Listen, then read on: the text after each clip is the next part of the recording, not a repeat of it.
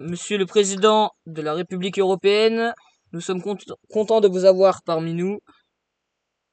Eh bien, merci de me recevoir ici pour une interview chez Flash Terra. Je suis très heureux et je suis prêt et disposé à répondre à absolument toutes vos questions sans aucun filtre. Eh ben, c'est ce que nous allons voir. Commençons par la première question, qui est la question sur l'économie. Est-ce que tous les citoyens européens payent les mêmes impôts? Alors non, nous fonctionnons sur un système d'impôt par revenu. C'est-à-dire que les citoyens européens les plus démunis ne payent pas ou très peu d'impôts, alors que les plus grandes fortunes payent beaucoup plus. C'est beaucoup plus égalitaire comme ça et ça permet de pérenniser notre système social dans son intégralité. Mhm. Ok. Après, entamons avec la deuxième question. Comment est géré votre budget national? Bien. Alors, nous commençons avec le budget national. Nous avons, dans notre pays, investi ces dernières années dans de nombreuses intelligences artificielles à hauteur de milliards d'euros. Et elles nous assistent pleinement dans la prise de décision, dans le système législatif, exécutif, dans le système judiciaire et comme vous l'avez vu avec la récente pandémie, avec le système Biosan. Et comme elles nous assistent partout, elles nous assistent aussi pour gérer un budget, ce qui nous permet d'être une des seules nations au monde à ne pas avoir de déficit.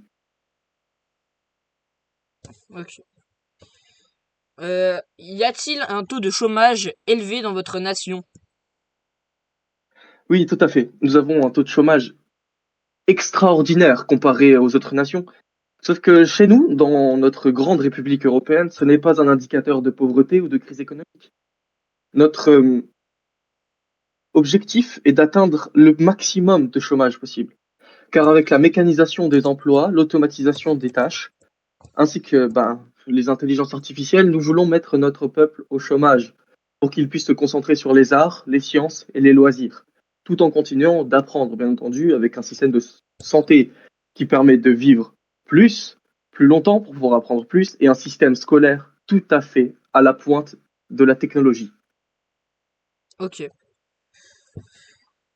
Est-ce que donc vous êtes en train de dire que ce taux de chômage n'a aucun impact sur votre nation? Pas tout à fait. Euh, le chômage chez nous, c'est comme une réussite. Avant, certains ouvriers des classes les plus populaires se levaient le matin très tôt pour porter toute la journée des objets très lourds qui détruisaient leur dos, par exemple, euh, abîmaient leurs articulations. Certains, dans les secteurs du BTP, se tuaient à la tâche et détruisaient leurs ouïes et leurs poumons en respirant des produits toxiques, ainsi qu'en à cause du bruit extrêmement fort.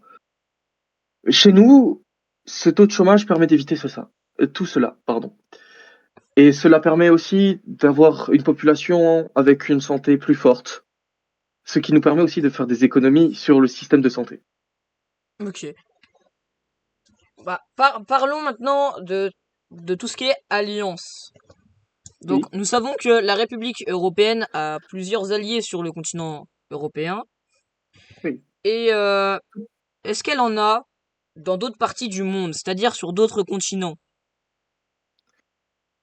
Alors, la République européenne a une grande alliance économique appelée la CE, Communauté économique européenne, des nations avec lesquelles nous collaborerons financièrement avec un marché libre.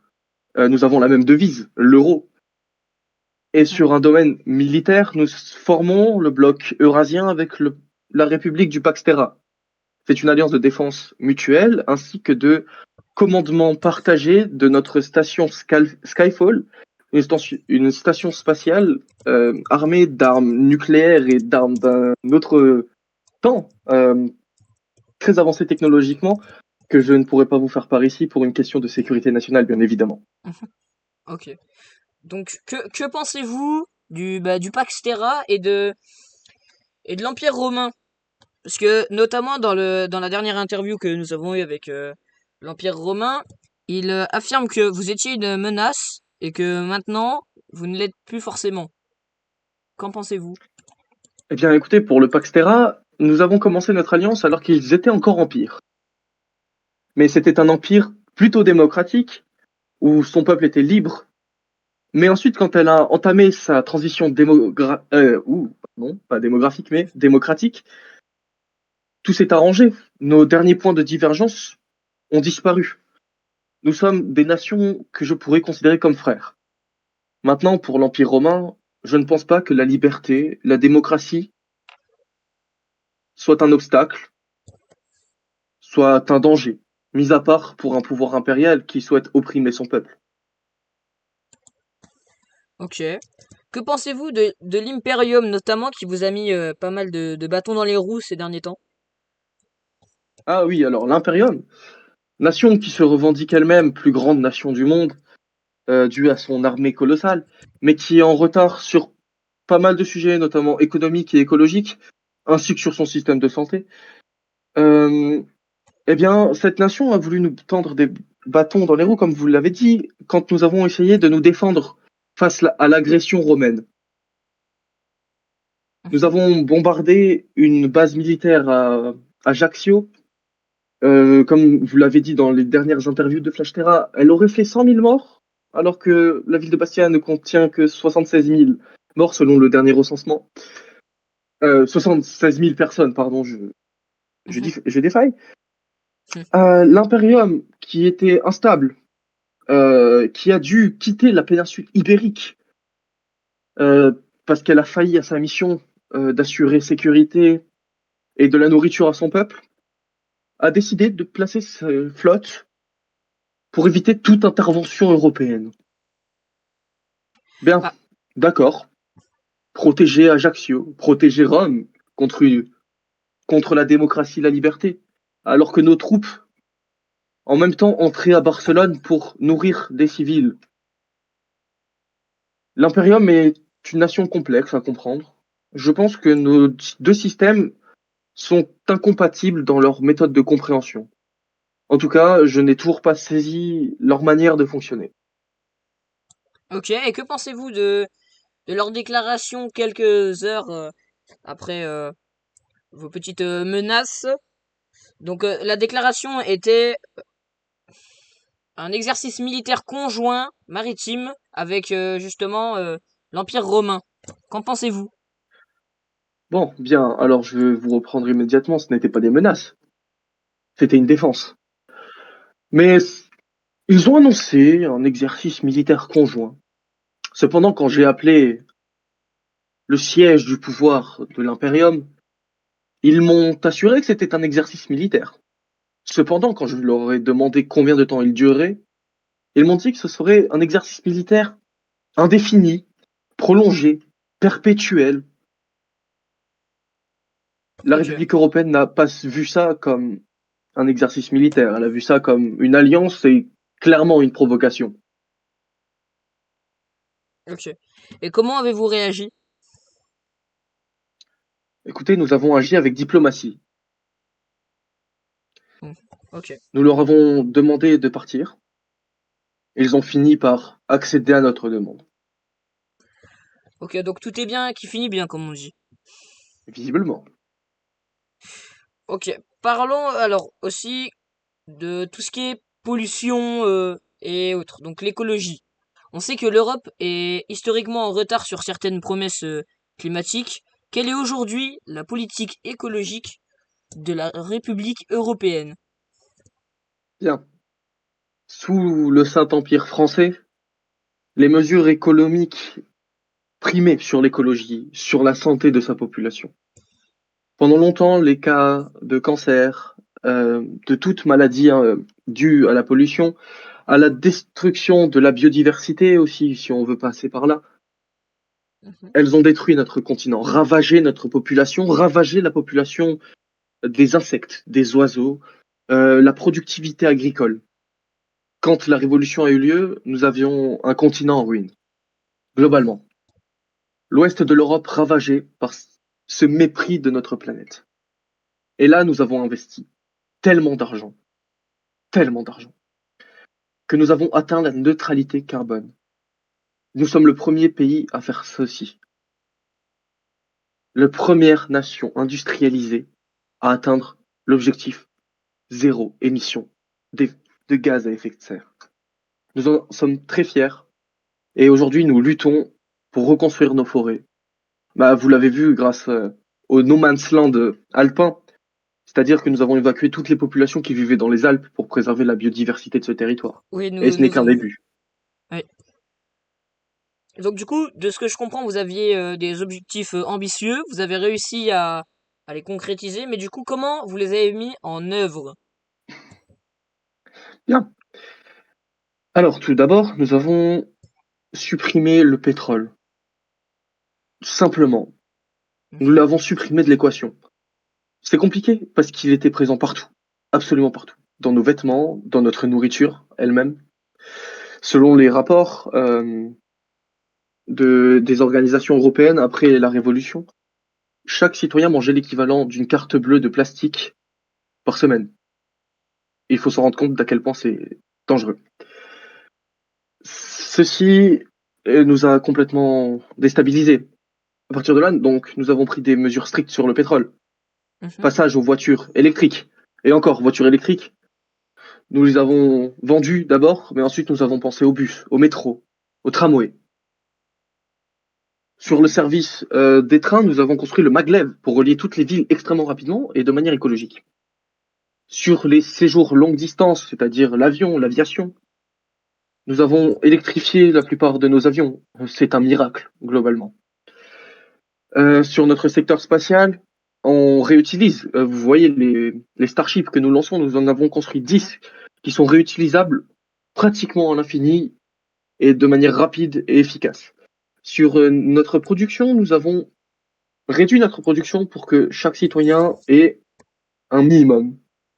Voilà. Sans avoir trop, mais chacun a assez. Et c'est une politique qui a marché, visiblement. Ok. Et alors, certains de vos concitoyens disent et critiquent du coup votre politique justement sur l'écologie en disant que ça coûte trop cher. Que leur répondez-vous aujourd'hui? Oui, ça coûte très cher. Mais ça ne coûtera jamais assez. Comme je l'ai dit avant, il mangeait une carte plastique par semaine. Et il respirait de l'air intoxiqué. Je ne sais pas si vous vous rendez compte que nous avions un smog au-dessus de Paris. Aujourd'hui, c'est une ville verte. Je ne sais pas si vous vous rendez compte que nous avons rasé des forêts. Pourquoi? Juste pour du bois, qui a été brûlé. Allez savoir pourquoi. Mhm. Nous avons détruit notre continent. Voilà. Nous avons, grâce à ces politiques écologiques, sauvé des millions de personnes. Il faut pas voir ça, il faut voir leurs enfants. La Oui. mortalité infantile avait augmenté dans le Saint-Empire. Il est descendu en flèche, sous nous. La République européenne a sauvé l'avenir de ces gens, de ces jeunes gens, de nos futurs citoyens. Et avez-vous un dernier mot à dire sur le climat? J'espère sincèrement que les autres nations s'aligneront sur nous. Nous sommes même prêts à leur porter assistance. Ok. Maintenant, Monsieur le Président, nous vivons dans un monde profondément bouleversé par la révolution numérique. Quel est le modèle numérique que la République européenne a choisi? Bien, je pense que franchement, cette révolution numérique, c'est nous qui l'avons orchestrée et nous avons su la gérer. Nous avons intégré les IA absolument partout. Je ne sais pas si vous vous rendez compte que même les frigos de nos concitoyens sont connectés à l'IA. Notre IA centrale qui s'appelle Athena, euh, elle gère tout. Toutes les dépenses d'un foyer. Personne n'est à la rue grâce à ça. Tout le monde mange de manière plutôt saine. Euh, on arrive globalement avec ceci à avoir. En fait, on a changé la vie de nos concitoyens. Il n'y a pas d'autre manière de le dire. On a changé leur vie. On a détruit le système. On a détruit l'ancien modèle de vie de notre population pour en proposer un meilleur, un plus sain. Voilà. Et notre révolution numérique, c'est pas que là, c'est institutionnel. Oui, Elle nous aide dans la prise de décision. De plus, vous avez vu la pandémie de grippe espagnole qui nous a touchés. oui. On n'était pas prêts. Ouais, bah ça Pourtant, a fait pas mal de ravages. En 43 jours, on a réussi à l'éradiquer. Ça nous a coûté 1 million de morts.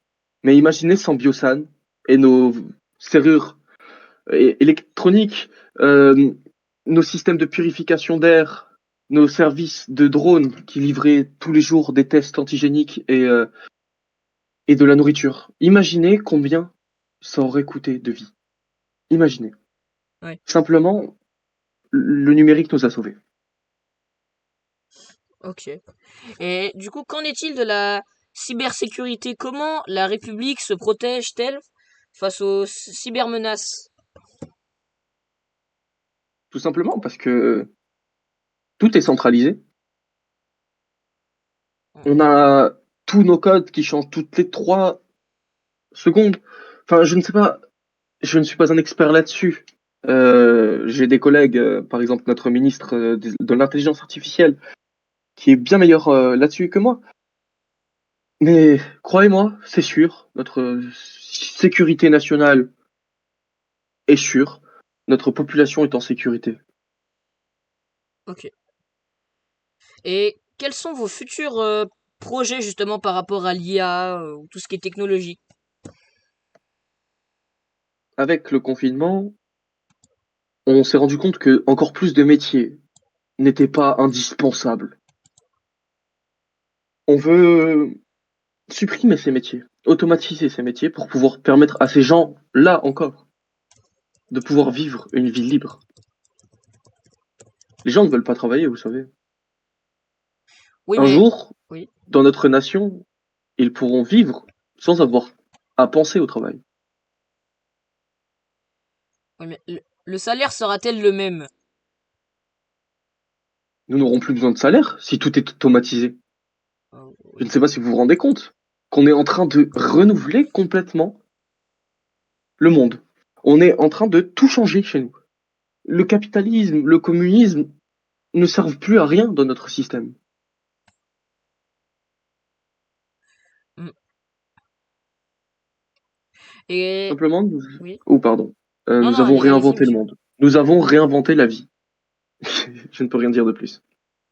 Ok. Et nous allons passer maintenant à la liberté que vous donnez justement à votre peuple. Comment la République protège-t-elle ses libertés au quotidien? Au quotidien, excusez-moi. Tout d'abord, de manière constitutionnelle. Chaque citoyen né libre et égaux en droit. C'est hérité de la Révolution française.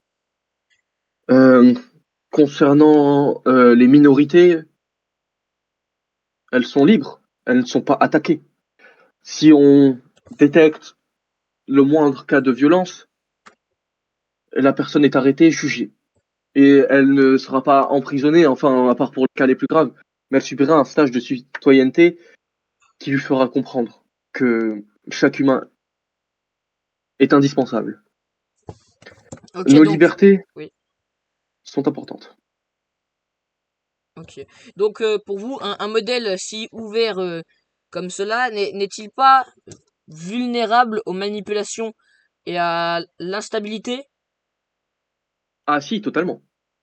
Nous fonctionnons sur un équilibre très fragile. Je vous rappelle que 7 langues composent notre nation.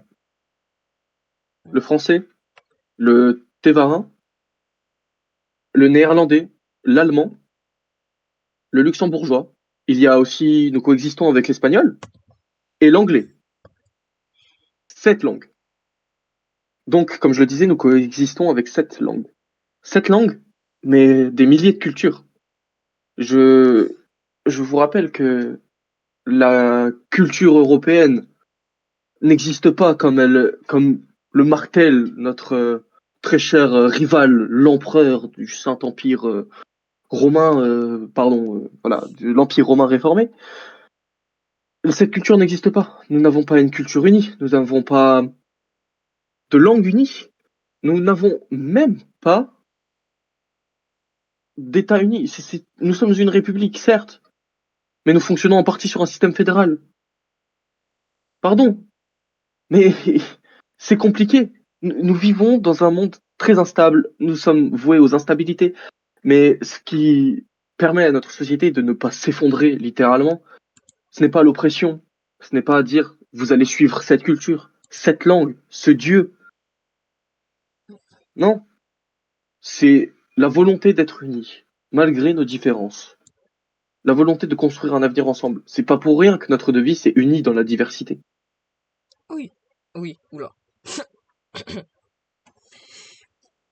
Ok, et nous avons... avez-vous un dernier mot sur ce qui signifie être libre aujourd'hui en République européenne? Alors là, je vais m'adresser à mon peuple, qui vient de vivre 43 jours d'enfermement consécutifs, stricts, où nous les avons privés de toute liberté, où nous avons adopté un système qui se rapproche du pire des fascismes. Je suis désolé. Vous savez, vous avez 60 jours de travaux interdits, en fait. Nous avons interdit de travailler. Nous avons interdit à nos écoliers d'aller à l'école. 60 jours sans réseaux sociaux. 60 jours juste simplement de fête. Pour se retrouver entre amis. Pour discuter après 43 jours d'enfermement. 60 jours de pause. C'est ça, globalement, notre force. Ok, et avez-vous un dernier mot à nos téléspectateurs? Hein. Peuple du monde, unissez-vous, simplement. Unissez-vous. Combattez le fascisme. Combattez l'impérialisme. Battez-vous pour la démocratie. Battez-vous pour vos proches. Battez-vous pour la paix. Sur ce, merci au chancelier d'être venu sur le plateau de chaîne du coup de Flash Terra. Merci Flash Terra de m'avoir invité. C'était un plaisir. Ok, bah, on vous dit à la prochaine, les amis, et n'hésitez pas à vous abonner.